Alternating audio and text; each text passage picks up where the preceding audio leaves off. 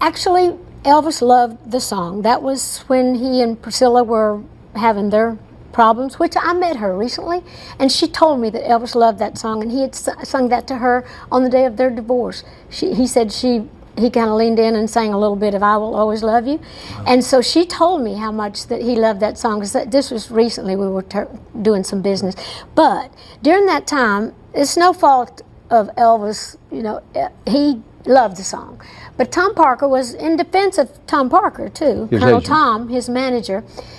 You know, he made some wise decisions, evidently. So he knew what he was doing.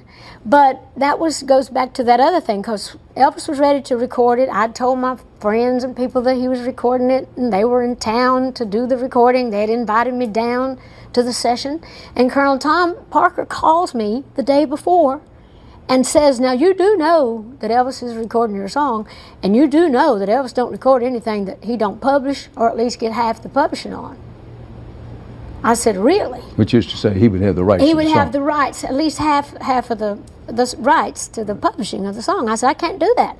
This song's already been a hit with me, and this is in my publishing company, and obviously this is going to be one of my most important copyrights, and I can't give you half the publishing. Of course, that's stuff that I'm leaving for my family. And he said, well, then we can't record the song, and I was just heartbroken. I said, well, I'm really sorry, but I can't do that. Well, so Dolly I Parton, didn't. That took guts. Well, it didn't to me. It seemed to be the thing to do. It hurt me because I was so disappointed that I was going to have to tell my friends Elvis didn't record it.